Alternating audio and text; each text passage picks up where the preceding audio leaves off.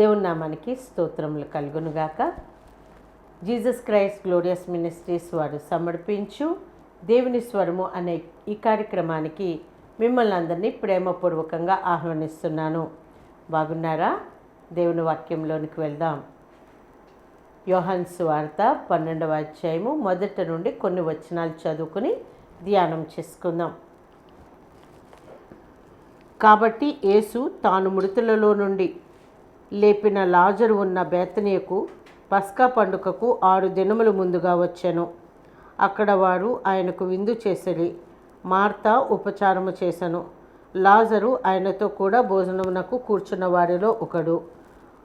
అప్పుడు మరియ మిక్కిలి విలువగల అచ్చ జటమాంసి అత్తరు ఒక సేరున్నర ఎత్తు తీసుకుని యేసు పాదములకు పోసి తన తల వెంట్రుకలతో ఆయన పాదములు తుడిచెను.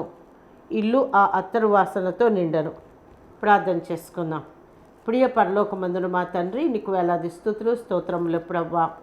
యేసయ్యా నా తండ్రి ప్రవ్వా, మరియా నా తండ్రి ప్రవ్వా, మరి అత్తరు ప్రవ్వా, యేసయ్యా ఎంతో విలువైన అత్తరు ప్రవ్వా. యేసయ్యా నా తండ్రి నీ తల మీద నుండి ప్రవ్వా ప్రోక్షించి నా తండ్రి నా ప్రవ్వా, మరి పాదములు కూడా నా తండ్రి అత్తరుతో పూసింది ప్రవ్వా.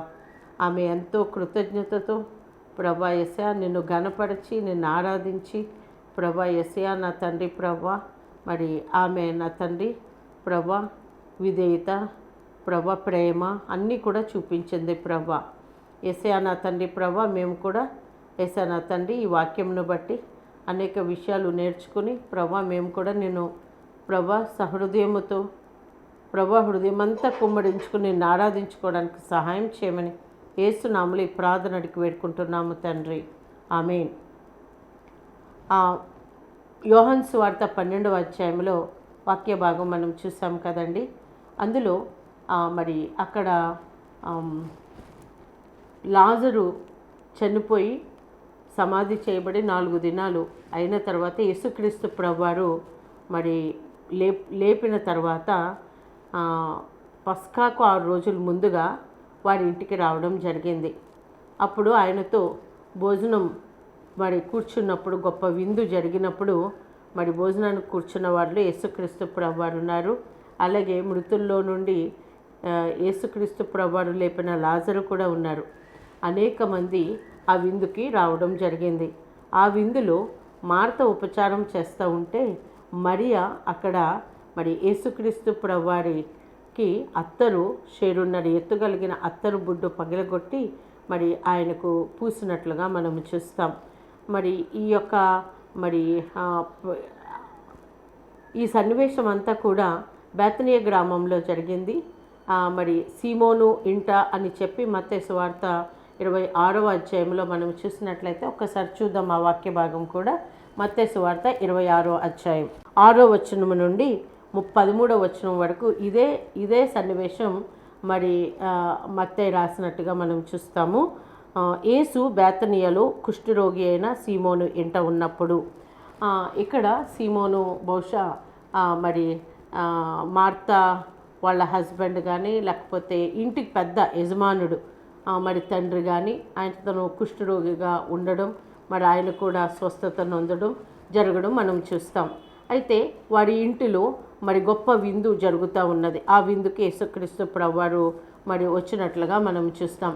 అయితే మనం ఇక్కడ గమనించాల్సిన విషయం ఏంటంటే యేసుక్రీస్తు ప్రభువారు మరి జయప్రవేశం చేసిన తర్వాత మరి యూదులందరూ కూడా ఆయనను ఎలాగూ చంపాలి అని చెప్పి మరి ఆయనను వెతుకుతూ ఉంటారు. అలాంటి టైంలో యేసుక్రీస్తు ప్రభువారు మరి ఒక విందులో మరి ఆయన ఉండడం అనేది చాలా మనకి ఆశ్చర్యాన్ని కలుగజేస్తూ ఉంటుంది.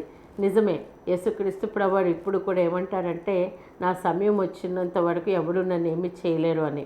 అయితే యేసుక్రీస్తు ప్రభువారు ఇంకా చనిపోవడానికి ముందు ఒక వారం ముందు ఈ కార్యాలన్నీ జరుగుతాయి. మరి ఆ ఇంటిలో మరి కూర్చున్నప్పుడు మార్త యథాప్రకారంగా ఉపచారం చేస్తూ ఉన్నది. మరియ మాత్రం ఆయన పాదాల దగ్గర కూర్చొని ఉన్నది. మరియ ఆయన ఎడల ఎంతో కృతజ్ఞత భావంతో ఉన్నది. ఆమె ఆరాధన యేసుక్రీస్తు ప్రభువారికి తన హృదయమంతా కుమ్మరించుకుని ఆరాధించడానికి మరియ ఇష్టపడుతూ ఉంటుంది. ఎప్పుడు కూడా మరియ యేసయ్య పాదాలనే ఆశ్రయిస్తూ ఉంటుంది. ఆమె ఏంటంటే యేసుక్రీస్తు ప్రభువారు వీరికి ఎంతగానో సన్నిహితులుగా ఉంటారు. ఆ మార్గం గుండా వెళ్తున్న ప్రతిసారి కూడా యేసుక్రీస్తు ప్రభువారు మార్తా మరియల ఇంటిలోనికి వచ్చి అక్కడ మరి సేద తీరుతూ ఉంటారు. మరి ఒకానొక సమయంలో మరి యేసుక్రీస్తు ప్రభువారు మరి వారి ఇంటికి వచ్చినప్పుడు మార్త మరి అనేకమైన పనులు పెట్టుకొని ఆయనకి మరి ఆతిథ్యం ఇవ్వడానికి ప్రయత్నం చేస్తూ ఉంటుంది. కానీ మరియ మాత్రం యేసుక్రీస్తు ప్రభువారి పాదాల దగ్గర కూర్చుంటుంది.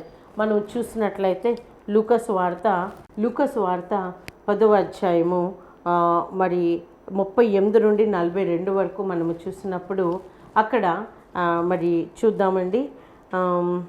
అంతటా వారు ప్రయాణమైపోవచ్చుండగా ఆయన ఒక గ్రామంలో ప్రవేశించను. మార్తను ఒక స్త్రీ ఆయనను తన ఇంట చేర్చుకొనెను. ఆమెకు మరియాను సహోదరి ఉండెను. ఈమె యేసు పాదముల యొద్ద కూర్చుండి ఆయన బోధ వినుచుండెను. మార్త విస్తారమైన పని పెట్టుకున్న చేత తొందరపడి ఆయన యొద్దకు వచ్చి, ప్రభువా, నేను ఒంటరిగా పని చేయుటకు నా సహోదరి నన్ను విడిచిపెట్టినందున నీకు చింత లేదా? నాకు సహాయం చేయమని ఆమెతో చెప్పినను. అందుకు ప్రభువు, మార్తా మార్తా, నీవనేకమైన పనుల గూర్చి విచారము కలిగి తొందరపడుచున్నావు, కానీ అవసరమైనది ఒక్కటి.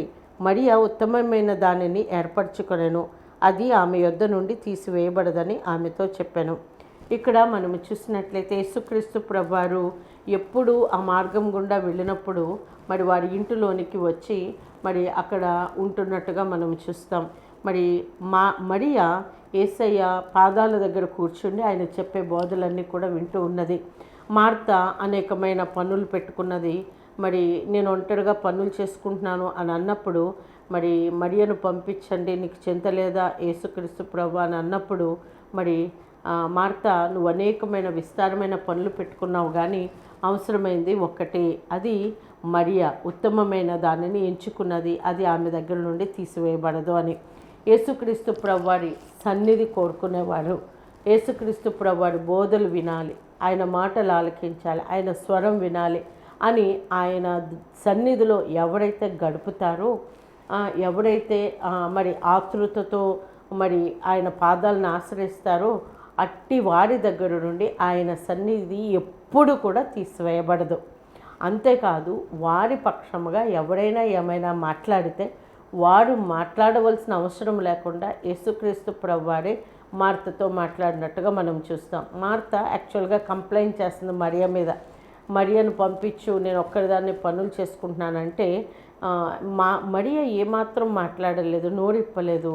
యేసుక్రీస్తు ప్రభువారే ఆమె పక్షంగా మాట్లాడుతూ ఉన్నది. దేవుని సన్నిధి కోరి దేవునితో గడపాలని, దేవుని వాక్యం పట్ల మరి ఆసక్తితో ఆతృతతో మరి ఆయనను ఆశ్రయించేవారు, వారి మీద ఒకవేళ ఎవరన్నా ఏమన్నా నిందలేసినా కూడా దేవుడే వారి పక్షంగా మాట్లాడతారు, కానీ మనమేమీ కూడా మాట్లాడవలసిన అవసరం లేదు. ప్రైజ్ ది లార్డ్, హల్లెలూయా. ఈ మాట చాలా అసలు ఎంత ఎంకరేజింగ్గా ఉందండి. మనం ఆయన ఆశ్రయిస్తే చాలు, మన మీద ఏమన్నా ఎవరన్నా నిందలేసినా కూడా ఆయనే చూసుకుంటారన్న విషయం ఎంత సంతోషకరంగా ఉంది కదా. దేవునికి స్తోత్రం, హల్లెలూయా. అక్కడ అదే జరిగింది. మరియా ఉత్తమమైన దానిని ఎంచుకుంది, అది ఆమె యొద్ద నుండి తీసివేయబడదు అని యేసుక్రీస్తు ప్రభువారు మాట్లాడుతూ ఉన్నారు. మరియా ఎన్నో మరి విషయాలు దేవుని దగ్గర మరి వింటా ఉన్నది, ఆమె హృదయంలో భద్రపరుచుకుంటూ ఉన్నది. ఆయన అంటే ఒక గొప్ప ఆరాధనా భావం కలిగి ఆయన బోధలు వినడానికి, ఆయనను ఆరాధించడానికి ఆతృతపడే వ్యక్తి మరియా. అయితే మరి యేసుక్రీస్తు ప్రభువారు మరి బయట పరిచర్యలో ఉంటూ ఉన్నప్పుడు ఆయనకు ఒకసారి ఒక కబురు వస్తుంది. లాజరు, నువ్వు ఎంతగానో ప్రేమిస్తున్న లాజరు మరి బాగోలేదు, ఒంట్లో బాగలేదు అని చెప్పి కబురు వస్తే మరి యేసుక్రీస్తు ప్రభువారు వెంటనే పరిగెట్టుకుని వెళ్ళరు, ఆయన ఉన్న చోటనే ఉండిపోతారు. మరి అక్కడ పరిచర్య కొనసాగిస్తూ ఉంటారు. ఈ లోపల లాజరు మరి జబ్బు విపరీతమైపోతుంది, లాజరు చనిపోవడం కూడా జరుగుతుంది. మరి చాలా బాధపడతారు అక్క చెల్లుళ్ళు. అయ్యో, మరి లాజరు ఎంతగా ప్రేమించిన యేసయ్య ఉండుంటే చనిపోకపోనే అని అనుకుంటూనే బాధపడుతూనే మరి లాజర్ను సమాధి చేయడం జరిగింది. సమాధి చేసేసారు, 4 రోజులు కూడా అయిపోయింది. అప్పుడు యేసుక్రీస్తు ప్రభువారు మరి బేతనీకి రావడం, జరుగుతుంది. మరి బేతనీకి వచ్చినప్పుడు మార్తాకి విషయం తెలియంగానే పరిగెట్టుకుని వెళుతుంది. పరిగెట్టుకుని వెళ్ళి యేసుతో మాట్లాడుతూ ఉన్నది ఏమో తెలుసా? చూడండి, యోహాను సువార్త 11వ అధ్యాయం 21వ వచనం. మార్త యేసుతో, ప్రభువా, నీవిక్కడ ఉండిన ఎడల నా సహోదరుడు చావకుండును. ఇప్పుడైనను నీవు దేవుని ఏమడిగినను దేవుడు నీకు అనుగ్రహించునని ఎరుగుదును.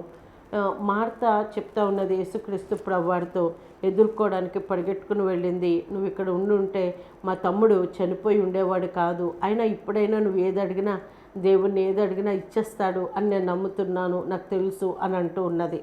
అయితే మరి మరి అప్పుడు యేసుక్రీస్తు ప్రభువారు నీ సహోదరుడు మరలా లేచును అని ఆమెతో చెప్తే ఆమె అంటుంది కదా, అవును ప్రభు, అంత్యకాలంలో లెగుస్తారని నాకు తెలుసు, పునరుద్ధానంలప్పుడు అందరూ కూడా లెగుస్తారని నాకు తెలుసు అంటుంది. కానీ యేసుక్రీస్తు ప్రభువారు అక్కడ ఒక స్టేట్మెంట్ ఇస్తూ ఉన్నారు, నేనే పునరుద్ధానమును జీవమును, మరి నా యందు విశ్వాసం ఉంచివాడు చనిపోయినను బ్రతుకును, బ్రతికి నా యందు విశ్వాసం ఉంచి ప్రతివాడు ఎన్నడూను చనిపోడు. ఈ మాట నమ్ముచున్నావా అని అడుగుతూ ఉన్నారు మార్తని. అడుగుతూ ఉంటే నేనే పునరుద్ధానాన్ని, నేనే జీవాన్ని, మరి నేను లేపుతాను అని అన్నప్పుడు మరి మార్త ఎంతసేపు కూడా అవును ప్రభా లెగుస్తారు, అంచె దినాలలో మరి మరి లెగుస్తారు అనే అంటుంది. కానీ నేను ఇప్పుడు లేపుతాను, ఇప్పుడు కూడా నేను లేపగలను అనే విషయము ఆమె గ్రహించట్లేదు. అక్కడ సమాధి ఎక్కడ చేశారు అని అన్నప్పుడు సమాధి దగ్గరికి వెళ్ళినప్పుడు మరి ఆ రాయి పొర్లించండి అంటే, అయ్యో ప్రవ్వా వద్దు, 4 రోజులు అయిపోయింది, కంపు కొడుతుంది అనుకుని అడ్డంగా నిలవబడిపోయి వద్దు ప్రవ్వా అని అంటూ ఉన్నది. అదే టైంలో మరియకి విషయం తెలుస్తుంది. మార్తయ్య వెళ్ళి చెప్తుంది, ఇదిగో మరి యేసుక్రీస్తు ప్రభువారు వచ్చారు అని చెప్పి. మరియ యొక్క రియాక్షన్ ఒక్కసారి చూద్దాం ఇక్కడ. అంతటా మరియ 32వ వచనములో యేసు ఉన్న చోటికి వచ్చి ఆయనను చూచి ఆయన పాదముల మీద పడి, ప్రభువా, నీవిక్కడ ఉండిన ఎడల నా సహోదరుడు చావకుండానెను. ఆమె ఏడ్చుటయు ఆమెతో కూడా వచ్చిన యూదులు ఏడ్చుటయు యేసు చూచి కలవరపడి ఆత్మలో మూలుగుచు అతన్ని ఎక్కడ ఉంచితివి అని అడిగారు. చూడండి, ఇక్కడ మనము చూసినట్లయితే ఒకటే మాట మార్త అదే మాట పలికింది, మరియా అదే మాట పలికింది. కానీ మార్త పరిగెట్టుకుని వెళ్ళి మామూలుగా మాట్లాడుతూ ఉన్నది, కానీ మరియా ఆయన పాదాల మీద పడింది. పాదాల మీద పడి పాదాలు పట్టుకున్నప్పుడు, అవ్వా, నువ్వు ఇక్కడ ఉంటే నా తమ్ముడు చనిపోకుండా ఉండేవాడు. అప్పుడు అందరూ ఏడవడం చూసి యేసుక్రీస్తు ప్రభువారు కూడా మరి మూలుగుచు కన్నీరు విడిచనని ఉంటుంది. నిజంగా యేసయ్య ఎంత ప్రేమించారు లాజర్ని అని అందరూ కూడా ఇప్పుడు చెప్పుకుంటూ ఉంటారు. అయితే అప్పుడు అడుగుతారు ఎక్కడ ఉంచారు అని అన్నప్పుడు ఆ సమాధి మీద రాయి తీయండి అని అంటే మార్త మాత్రం అడ్డుపడుతుంది. మరియ విశ్వాసము ఎంతో హృదయంలో ఉన్నది. యేసయ్య మరి ఓపెన్ చేయమంటున్నారంటే ఏదో కార్యం చేస్తారు అని. ఆమె హృదయములో యేసుక్రీస్తు ప్రభువారిని ఎంతగా విశ్వసించిందంటే ఆయన బోధలు వింటూ ఉండేది కాబట్టి ఆయన మీద అపారమైన నమ్మకం, గొప్ప విశ్వాసం, అచంచలమైన విశ్వాసం ఆమె కలిగి ఉన్నది. అందుకే ఆయన పాదాల మీద పడిపోయి, అయ్యో నువ్వు ఇక్కడ ఉండుంటే నా తమ్ముడు చనిపోకుండా ఉండేవాడు అని చెప్పి అలాగా మరి ఆయన పాదాలు పట్టుకున్నట్లుగా మనం చూస్తాం. మరి అక్కడ మనకు తెలుసు, లాజరుని పిలవంగానే పేరు పెట్టి లాజరు సజీవముగా లేచి రావడం. ప్రైజ్ ది లార్డ్, హల్లెలూయా. మనము ఇక్కడ ముఖ్యంగా ధ్యానించే అంశం ఏంటంటే మరియ యొక్క నమ్మకం, మరియ యొక్క హృదయములో యేసుక్రీస్తు ప్రభువారి యొక్క గౌరవం, రెవరెన్స్ అంటారు, రెవరెన్స్, ఆరాధన భావం. మరి ఆయనంటే మరి ఎంత గొప్ప శక్తిమంతుడైన దేవుడు, సర్వశక్తి కలిగిన దేవుడిగా యేసుక్రీస్తు ప్రభువారిని చూస్తుంది. ఎందుకంటే ఈ లోకంలోనే జీవిస్తున్నారు యేసుక్రీస్తు ప్రభువారు. ఆయన 100% మనిషిగాను దైవ కుమారుడుగాను 100% ఆయన జీవిస్తూ ఉన్నారు. ఆ కాలంలో చాలామంది మనుషులుగానే చూశారు ఆయన్ని. ఆయన చేసిన అద్భుతాలను బట్టి గొప్ప పవర్ ఉన్నది అని అనుకుంటున్నారు. కానీ యేసుక్రీస్తు ప్రభువారిని దైవత్వము, దైవ కుమారుడుగా, దైవ మానవ కుమారుడుగా చూసి ఆమె హృదయం నిండా ఆరాధనతో నిండిపోయింది. ఆ లాజరు లేపబడడం ఆమె ఇంకా సంతోషంతో నిండిపోయింది. అందుకే 12వ అధ్యాయంలోనికి వచ్చేటప్పటికి మరియా షేరున్నర ఎత్తు కలిగిన అత్త జటమాంషి, మిక్కిలి విలువ కలిగిన అత్త జటమాంషి అత్తరును పట్టుకొని వచ్చినట్లుగా మనం చూస్తాం. ఆయన ఎడల కృతజ్ఞతా భావం, ఆయన ఎడల కృతజ్ఞతా భావం ఎంత ఉందంటే, మరియకు తెలుసు యేసుక్రీస్తు ప్రభువారు సిలువని ఎక్కబోతా ఉన్నారని. ఆయన సర్వమానవాళి పాపములు పరిహరించడానికి ఆయన శిలువ మరణం పొందబోతున్నారని మరియకు తెలుసు. అయ్యో, ఎంత గొప్ప దేవుడు, ఎంత శక్తిమంతుడైన దేవుడు, మమ్మల్ని ఎంతగా ప్రేమించిన దేవుడు. మరి ఆయన పాదాల దగ్గర ఉండి వింటున్న విషయాలన్నిటిని బట్టి ఎంతో గౌరవప్రదమైన భావము కలిగిన ఆ మరియ, ఆ తమ్ముడు చనిపోయి సమాధి చేయబడినప్పుడు ఆయన చేసిన ఆ గొప్ప కార్యముకు ఇంకా ఇంకా కృతజ్ఞతతో నిండిపోయి ఆమె హృదయము ఉప్పొంగుతూ ఉన్నది ఒక పక్కన, మరొక పక్కన బాధతో నిండిపోయి ఉన్నది. ఎందుకంటే ఆయన చనిపోబోతున్నారు. ఒక గొప్ప రక్షణ ప్రణాళిక మొత్తం లోకంలో ఉన్న సర్వ మానవాళి, ఆ సృష్టి మొదలుకొని సృష్టి అంతమొరకు ఎంతమంది జనాలు ప్రజలైతే ఉంటారో అంతమంది మానవాళికి రక్షణ కలుగ చేయడానికి, వారందరి పాపముల నిమిత్తమై పరిశుద్ధుడైన దైవ కుమారుడుగా నరావతారిగా వచ్చిన ఈ యేసుక్రీస్తు ప్రభువారు ఆ సిలువను ఎక్కబోతూ ఉన్నారు. ఆ సిలువలో అందరి పాపంలో ప్రాయశ్చిత్తం చేయడానికి ఆయన యవ్వన రక్తం, పరిశుద్ధ రక్తం కార్చబోతూ ఉన్నారు.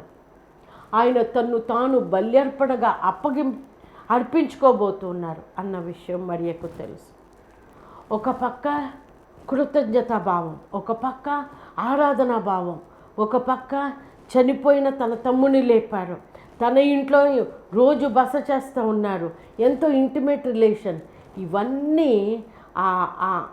ఆమె ఎలాగూ తన యొక్క గౌరవాన్ని, రెవరెన్స్ని తెలియచేయాలి అని అనుకున్నది. మిక్కిలి విలువ గల జటమాంషి మరి అత్తరును తీసుకుని వచ్చింది. ఆయన దగ్గరికి వెళ్ళి ఆయన ఆ భోజనాల దగ్గర కూర్చున్నప్పుడు అది అత్తరును బుడ్డిని పగలగొట్టి ఆయన తల మీద ప్రోక్షించింది. అది అలాగ కాలుతూ ఉంటే ఆయన శరీరం మీద, ఆయన పాదాల దగ్గర మళ్ళీ కూర్చున్నది. మిగతా అత్తరంతా కూడా పాదాలకి పూస్తూ ఉన్నాయి. ఒక పక్కన కాళ్ళు తన యొక్క మరి వెంట్రుకలతో తుడుస్తూ ఉన్నది. అత్తరు పాదాలకి పూస్తూ ఉన్నది. ఎంత ఆరాధనా భావం అండి, ఎంత కృతజ్ఞతా భావం అండి. యేసయ్యకి మరి యొక్క హృదయం తెలుసు. అందుకే ఆయన ముగ్ధుడైపోతూ ఉన్నారు. ఎంత ఆరాధన భావంతో, ఎంత కృతజ్ఞత భావంతో తన్ను తాను సమర్పించుకుంటూ ఈ విలువ కలిగిన అత్తరు పూస్తూ ఉన్నది అని చెప్పి శిష్యులు చాలా కోపం పడుతూ ఉన్నారు. అదే టైంలో ఏంటి ఇంత విలువైన అత్తరు ఎందుకు వేస్ట్ చేస్తున్నావు? శిష్యులు, ఇస్కరియోతు యూదా అందులో ప్రధానుడు, డబ్బు సంచి ఆయన దగ్గర ఉంది, అస్తమానం డబ్బులు అందులో వేసుకుంటూ ఉన్నాడు. అరే, ఇది అమ్మి బీదలకి ఇవ్వచ్చు కదా అని చెప్పి కోప్పడినప్పుడు అప్పుడు కూడా మరియ నోరు విప్పి మాట్లాడలేదు. ఎవరు మాట్లాడుతున్నారో తెలుసా? యేసుక్రీస్తు ప్రభువారు మాట్లాడుతున్నారు. ఎడల కృతజ్ఞత కలిగి ఆయన యొక్క మరి ఔన్నత్యాన్ని, సర్వాధికారాన్ని అన్నీ తెలుసుకున్న మనము ఆయన పట్ల కృతజ్ఞతతో, గౌరవంతో మనం ఆరాధించుకుంటూ ఆయన మార్గంలో ఆయన చెప్పింది చేసుకుంటూ ఉంటే ఎవరన్నా ఏమన్నా అంటే మనము నోరు విప్పి మాట్లాడక్కర్లేదు, దేవుడే మన పక్షంగా మాట్లాడతారని ఇక్కడ మరొకసారి రుజువు అవుతూ ఉన్నది. యేసుక్రీస్తు ప్రభువారే మళ్ళీ మాట్లాడుతూ ఉన్నారు.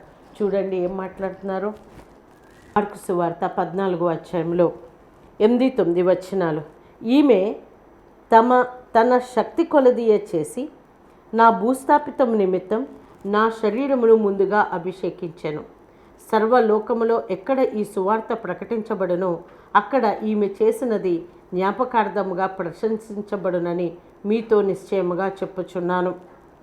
యేసుక్రీస్తు ప్రభువారు తన యొక్క భూస్థాపితం నిమిత్తం మరియ చేస్తుందని మరియకు తెలుసు, యేసుక్రీస్తు ప్రభువారికి తెలుసు, ఇంకెవరికి తెలియదు. అందుకే ఆయన అంటున్నారు, నా భూస్థాపితం నిమిత్తం ముందుగా నా శరీరమును అభిషేకించింది అని చెప్పి. చూసారా, మనము ఏ హృదయంతో చేస్తున్నామో చుట్టుపక్కల చూసే వాళ్ళకి తెలియకపోవచ్చు, కానీ దేవునికి మాత్రం ఖచ్చితంగా తెలుస్తుంది. నువ్వు ఏ పని చేసినా కూడా దేవుని నిమిత్తం ఒక కానుక ఇచ్చినా, లేకపోతే ఒక పని చేసినా, లేకపోతే ఆయన పని ఏదైనప్పటికీ కూడా నువ్వు చేస్తూ ఉన్నప్పుడు అంతరంగంలో నువ్వు ఏ ఉద్దేశంతో చేస్తున్నావో దేవుడు ఖచ్చితంగా ఎరుగును. దాన్ని బట్టి ఆయన నీకు రివార్డ్ ఇస్తాడు, ఎప్పుడు మర్చిపోవద్దు. మరి ఇక్కడ ఆయన అంటున్నారు, తన శక్తి కొలది చేసి నా భూస్థాపితం నిమిత్తం నా శరీరమును ముందుగా అభిషేకించను. ఎంత ధన్యత అండి! దైవ కుమారుని ఆ రక్షణ ప్రణాళికలో ఆయన మరి శిలువ మరణమునకు వెళ్ళబోయే ముందుగా ఆయన శరీరమునకు అభిషేకం చేసే ధన్యత మరియకు దక్కింది. ప్రైజ్ ది లార్డ్, హల్లెలూయా. అది చిన్న విషయం కాదు. ఒక పని దేవుని కొరకు మనం చేయగలుగుతున్నామనంటే అది దేవుడు మనకిచ్చిన ధన్యత అని మనం గుర్తెరగాలి. ఆ ధన్యత అందరికీ రాదు, అందరూ చేద్దామనుకున్నా చేయలేరు. మరియకు మాత్రమే ఆ ధన్యత దక్కింది. ఎందుకు ఆమె మరి లూకా సువార్త 10వ అధ్యాయంలో మనం చూసాం. ఆయన కూర్చున్నప్పుడు ఆయన పాదాల దగ్గరుండి ఆయన్ని వేడుకున్నది, ఆయన బోధలన్నీ విన్నది. ఆయన ఎందుకు ఈ లోకంలోనికి వచ్చారు అన్న విషయాలు, పరలోక రాజ్యం గురించి బోధించిన విషయాలు, మరి ఆమె ఆసక్తి కొలిది దేవుడు ఆమెకి ఏమి బోధించారో మనకైతే తెలియదు, కానీ మొత్తం చాలా విషయాలు ఆమె యేసయ్య పాదాల దగ్గర కూర్చుని నేర్చుకున్నది. మార్కు సువార్తలో మనకి తెలుసు కదండి, వినుటకు శక్తి కలిగిన కొలది ఆయన వారికి బోధించను అని. నీకు దేవుడు ఏదన్నా నీతో మాట్లాడాలి అనుకుంటే నీకు గ్రహించడానికి ఎంత శక్తి ఉందో దాన్ని బట్టి బోధిస్తాడు. మరియకు ఎంత మరి ఆమె గ్రహించగలదో, ఆమె హృదయ స్థితి యాక్సెప్ట్ చేయడానికి ఎంత అయితే ఆమెకు మరి అవకాశం ఉన్నదో అంత ఆమెకు బోధించారు. అందుకే ఆ భూస్థాపితం నిమిత్తం అభిషేకించే అవకాశం దేవుడు ఆమెకి ఇచ్చారు. అంతమంది కూడా అక్కడ లాజరు సమాధి దగ్గర ఏడుస్తూ ఉన్నారు. మార్త, నువ్వు ఇక్కడ ఉంటే చనిపోయేవాడు కాదు నా తమ్ముడు అంటా ఉన్నది. కానీ మరియ హృదయములో నుండి వచ్చిన అదే మాట, సేమ్ మాటే పలికింది, కానీ ఆ హృదయములో నుండి వచ్చిన ఆ మాట డిఫరెంట్. అంటే నువ్వు మాట్లాడే మాట నీ హృదయ స్థితిని బట్టి దానికి వెయిటేజ్ ఉంటుంది. దేవునికి స్తోత్రం, హల్లెలూయా. ప్రార్థన చేసినప్పుడు అందరూ ప్రార్థన చేసినట్టే మనము చేస్తాము, కానీ హృదయ అంతరంగాలలో నుండి మనకు వచ్చే ప్రార్థన బట్టి దానికి వెయిటేజ్ ఉంటుంది, దానికి విలువ ఉంటుంది. దేవునికి స్తోత్రం, హల్లెలూయా. మరియ హృదయ అంతరంగాలలో దేవుని పట్ల గొప్ప విశ్వాసం కలిగి ఉన్నది, గొప్ప మరి నమ్మకం, అంటే రెవరెన్స్, పూజ్య భావము ఆమె కలిగి ఉన్నది. అందుకే ఆయన్ని మామూలుగా యేసుక్రీస్తు ప్రభువారు నడుచుకుని వెళ్ళిపోతున్న వ్యక్తిగా చూడలేదు. ఆయన గొప్ప సర్వశక్తుడైన దైవ కుమారుడని, ఆ చనిపోయి సమాధిలో 4 రోజుల నుంచి ఉన్న వ్యక్తిని కూడా లేపగలిగిన శక్తిమంతుడని ఎరిగి హృదయమంతా కుమ్మరించుకొని ఆయన పాదాలు పట్టుకుని, మరి నువ్వు ఇక్కడ ఉంటే నా తమ్ముడు చనిపోయేవాడు కాదు అని అంటూ ఉన్నాడు. కాబట్టి ఆమె హృదయ స్థితి అక్కడ అర్థమవుతూ ఉన్నది. అందుకే ఆమె హృదయాన్ని ఎరిగిన దేవుడు ఆ విందులో మరి ఆమె చేసిన ఆ కార్యం, అభిషేకించిన కార్యం, ఆరాధించిన ఆ కార్యానికి దేవుడు విలువనిస్తూ ఉన్నాడు. దేవునికి స్తోత్రం, హల్లెలూయా. నిజముగా ఆరాధించడం అంటే ఒక ఆరాధన పాట తీసుకొని మరి దేవుణ్ణి స్తుతించి ఆరాధించి అదే మాటను రిపీటెడ్గా పలుకుతా ఆరాధిస్తున్నాను అని చెప్పి, ప్రేమిస్తున్నాను అని చెప్పి అందులో లేదు. మన హృదయ అంతరంగాలలో దేవుని పట్ల కలిగిన పూజనీయమైన భావం, ఆరాధన చేసే భావము, హృదయ స్థితి, సమర్పణతో కూడిన భావము, అదంతా కూడా లెక్కలోనికి వస్తుంది. అబ్రహాము తన కుమారుని పట్టుకుని మొరియా పర్వతం మీదకి వెళ్ళినప్పుడు ఏమన్నాడో తెలుసా? పనివారితో మేము దేవునికి మొక్కి తిరిగి వస్తాం. బలివ్వడానికి వెళ్తున్నాడు, దానిని ఎలాగెంచుకున్నాడంటే మొక్కి. కొన్ని ట్రాన్స్లేషన్స్లో ఇంగ్లీష్లో ఎలాగుంటుందంటే ఆరాధనించి we will worship him and come back అని చెప్పి. ఆరాధించడం అంటే సమర్పణ, త్యాగం. Praise the Lord, hallelujah. కాబట్టి అక్కడ మరియా ఆ యొక్క విలువైన అత్తరు ఆయన తల మీద నుంచి ప్రోక్షించి ఆ పాదాలు తల వెంట్రుకలతో తుడిచి ఆ యొక్క పాదాలని అత్తరుతో పూయడం అనేది దేవుడికి ఆరాధన చేసింది. ఆ ఆరాధనలో కృతజ్ఞత భావం ఉంది, పూజనీయమైన రెవరెన్స్ భావం ఉన్నది, సమర్పణ భావం ఉన్నది, త్యాగం పూరితమైన త్యాగం ఉన్నది అందులో. యాక్చువల్గా అత్తడి యొక్క కాస్ట్ ఒక మనిషి పెర్ డే ఎంత సంపాదిస్తాడో దాన్ని బట్టి క్యాల్కులేట్ చేస్తే ఒక లైఫ్లో ఒక వ్యక్తి ఎంత సంపాదిస్తాడో అంత సంపాదన అని చెప్పి ఆ టైంలో దాని విలువ ఒక మనిషి యొక్క జీవితకాల సంపాదనతో ఈక్వల్ అంట.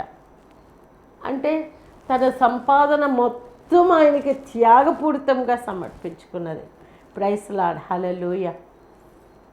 మరియా యేసయ్యని ప్రేమించింది, యేసయ్యని పూజార్హమైన భావం ఉన్నది, ఆరాధన భావం ఉన్నది, త్యాగపూరితమైన సమర్పణ ఉన్నది. అన్నింటితోనూ ఆమె యేసుక్రీస్తు ప్రభువుని మరి కొంచెం కూడా ఉంచుకోకుండా అత్తరు బుడ్డి పగలగొట్టి ఆయన తల మీద పోసి అభిషేకించింది. ఆయన విలువైనదిగా ఎంచుకున్నారు ఆమె చేసిందని. ఇదిగో నా భూస్థాపితం నిమిత్తం ఈమె నా శరీరమును అభిషేకించింది ఆయన పరిగణలోనికి తీసుకున్నారు. ఎక్కడ సువార్త ప్రకటించబడతాదో అక్కడ ఈమె చేసింది జ్ఞాపకార్థంగా మరి అందరూ కూడా జ్ఞాపకం చేసుకుంటారు అని చెప్పి యేసుక్రీస్తు ప్రభువారు అన్నారు. అని అంటే ఆమె యొక్క ఆరాధనను, సమర్పణను ఆమె చేసింది యేసయ్య అంగీకరించారు. ఈ దినాన మనం నేర్చుకోవాల్సింది ఏంటంటే మనము కూడా అట్టి రీతిగా దేవుణ్ణి ఆరాధించాలి, దేవుణ్ణి ఘనపరచాలి, దేవుణ్ణి మరి సమర్పించాలి. నేను కూడా ఆయన ఎడల అంత ఆరాధన భావం కలిగి ఉన్నాను, పూజ్య భావం కలిగి ఉన్నాను అని అంటే మొదటగా నీకు కావాల్సింది ఆయన పాదాల దగ్గర కూర్చోవడం, ఆయన వాక్యాన్ని చదవడం, ఆయన హృదయంలో ఉన్నది గ్రహించడం, ఆయన స్వరాన్ని వినడం. రెండవదిగా సంపూర్ణమైన విశ్వాసముతో కృతజ్ఞత భావంతో ఆయన ఎడల ఎల్లప్పుడూ కూడా ఆయన పాదాల మీద పడే అనుభవం మనకు కలిగి ఉండాలి. అంతేకాదు దేవుడు చేసిన మేళ్ళకి, ఆయన ఇచ్చిన జీవితానికి, ఆయన ఇచ్చిన రక్షణ భాగ్యానికి మనము నిత్యము ఆయనతో ఉండే భాగ్యం మనం పొందుకున్నాం ఆయన నమ్ముకోవడం వలన. కాబట్టి మనము ఎంతైనాను కృతజ్ఞత కలిగి ఆమె ఎలాగైతే ఆరాధించిందో సమర్పణతో, త్యాగముతో, ప్రేమతో, పూజార్హమైన దాంతో మనము కూడా అలాగను ఆరాధించబద్ధులమై ఉన్నాము. దేవుడు మనల్ని కూడా యాక్సెప్ట్ చేస్తారు, పరిగణలోకి తీసుకుంటారు, ఆశీర్వదిస్తారు. అలాగూ చేయలాగున దేవుడు తన కృపను మనకు అనుగ్రహించునుగాక.